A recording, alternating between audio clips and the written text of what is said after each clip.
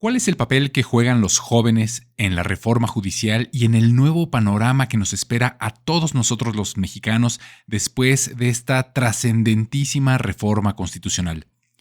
Precisamente en la mañana siguiente a que el Congreso de la Unión aprobó esta reforma, me hicieron una entrevista radiofónica en donde emití mi opinión al respecto. ¿Quieres saber de qué va? Entonces quédate a escuchar Secreto Profesional.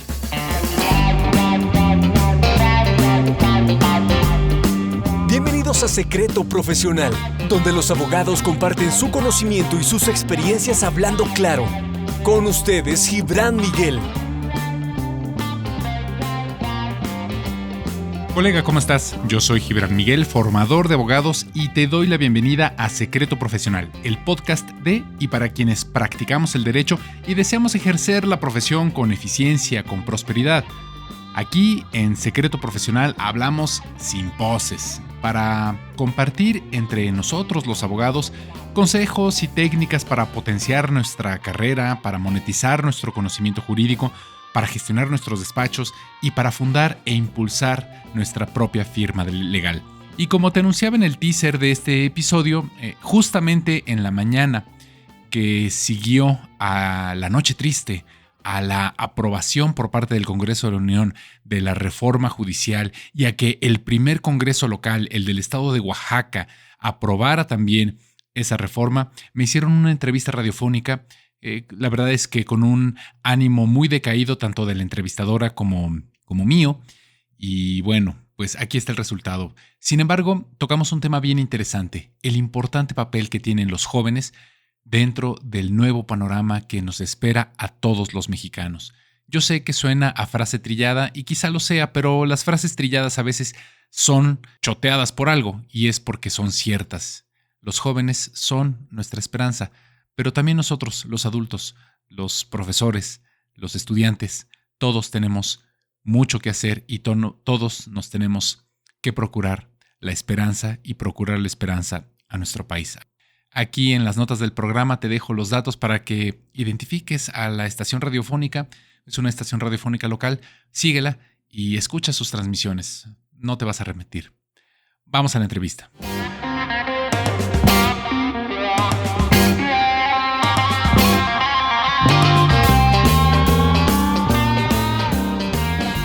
Tenemos en la línea telefónica a nuestro abogado que nos da siempre luz y entiende todo esto, nuestro abogado constitucionalista, maestro de la Salle, Gibran Miguel. Gracias, maestro. Pues autor de libros, se dedica a explicarle esto a los jóvenes, que es yo creo que lo más valioso y por eso es uno de nuestros consentidos, porque él es el responsable de decirle a los jóvenes lo que viene. Él es el responsable de hacer entender si estamos construyendo el mejor México o no. Licenciado, buenos días. Buenos días a ti y a todo el auditorio, Andrea. Pues efectivamente es. Mi pregunta antes de que se vaya. Sí. ¿Cómo se levantó usted hoy? ¿Qué siente? Porque más que nada usted, abogado, constitucionalista, vive, respira, come esta situación, le afecta directamente. ¿Cómo se levantó? ¿Siente paz, siente tranquilidad? Por supuesto que no. Hace unos momentos puse un tweet que, pues calificando esta noche como la nueva noche triste. Tuvimos una noche triste cuando Hernán Cortés fue derrotado y expulsado por los mexicas en 1521 y ahora tenemos una segunda noche triste en 2024. La verdad es que esto es lamentable por donde se le quiera ver y es preocupante por donde se le quiera ver. Estábamos escuchando hace un momento las palabras de Miguel Ángel Yunes diciendo que no es la reforma que necesitamos y que tendrán oportunidad de perfeccionarla a través de las leyes secundarias. Eso no es cierto, eso es una falacia. Las leyes secundarias no perfeccionan y no corrigen los errores que se cometen en sede constitucional por una razón muy sencilla, porque la ley no puede ir más allá de la Constitución. Entonces, lo que se está aprobando en este momento es un grave retroceso en la historia democrática del país. Yo creo que en 107 años de historia de nuestra Constitución, esta es la peor modificación que ha sufrido y seguramente que va a sufrir en en mucho tiempo. Definitivamente esto es lo peor. Entonces me levanté muy, muy triste, me levanté muy preocupado, pero pues al mismo tiempo también me levanté muy esperanzado porque a pesar de que tenemos todos estos problemas, iniciamos cursos en la Escuela Libre de Derecho y en La Salle, y yo tuve salones de clases llenos de jóvenes, llenos de personas entusiastas que están dispuestas a sacrificarse y a estudiar derecho a pesar de lo que estamos viviendo. Entonces, y ahí hay pues son un esos punto, sentimientos encontrados. ahí hay un punto importantísimo, licenciado, porque pues muy seguramente si ya no va a haber tanta necesidad de experiencia con esta reforma, si alguien que estudie derecho tiene la posibilidad más fácil de ser magistrado, con un sueldo un poco más alto, en un tiempo más breve, uno diría a los jóvenes, vaya, estoy apoyando, pues yo quiero llegar ahí, y no, el joven es crítico y entiende la necesidad de la capacitación, y esto es importantísimo, el joven que estudia, y son los que están alzando la mano diciendo, a mí no me sirve que me salte yo los años para llegar a ser magistrado porque no voy a ser eficiente para mi país. ¿Qué le dicen los jóvenes? Correcto.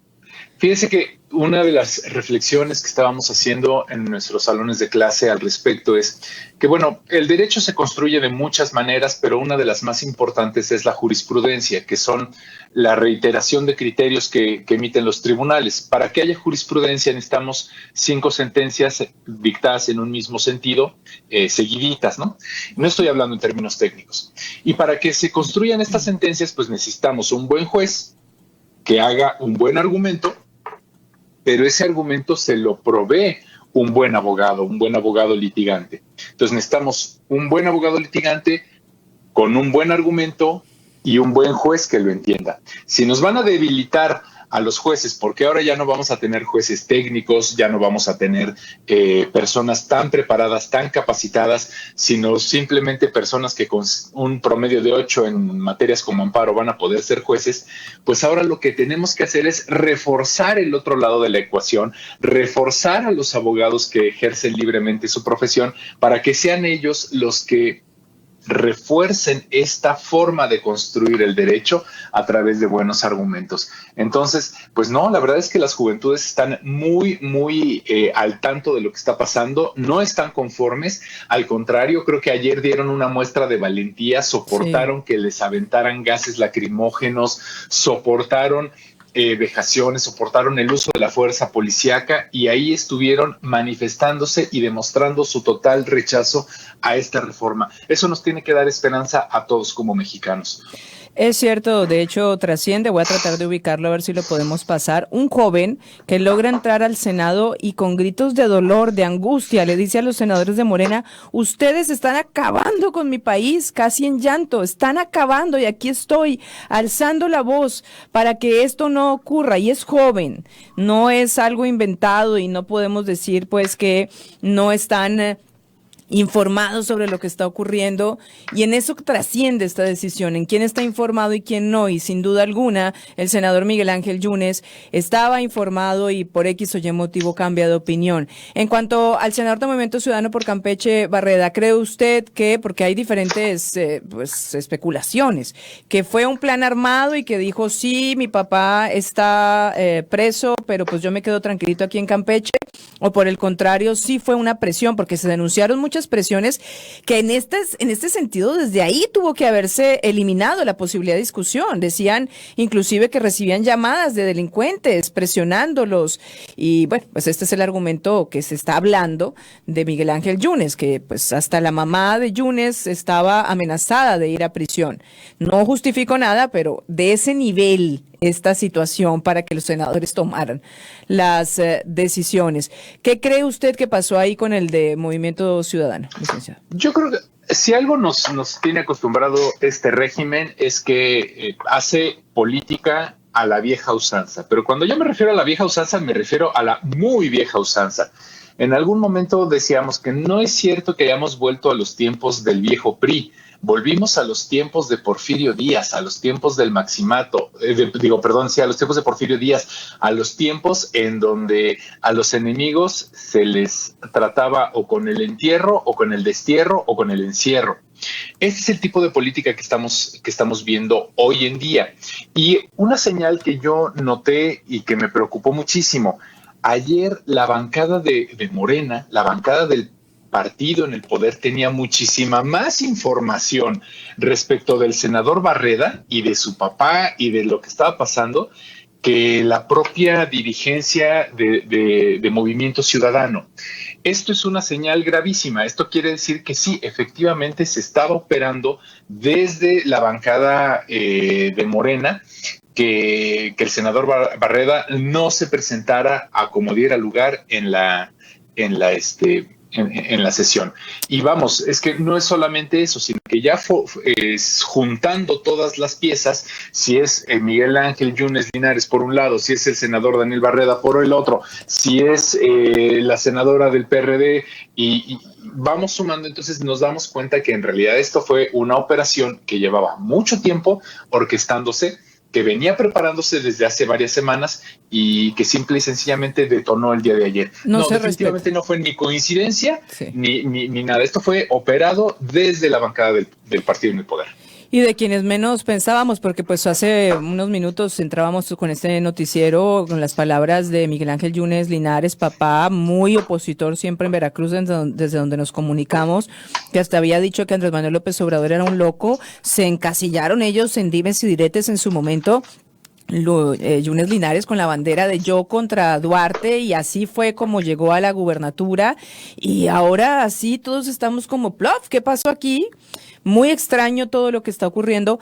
Ya brevemente, tenemos ese audio, Paquito, tiene fallas de origen, pero para que entienda la ciudadanía y a través de usted, que es maestro y que nos habla de estos jóvenes que no están conformes, que creo que es lo más importante porque este tipo de reformas le queda a ellos sobre todo. Escuchemos este joven que entra al Senado y el dolor de sus gritos, cómo le decía a los senadores lo que estaba pasando.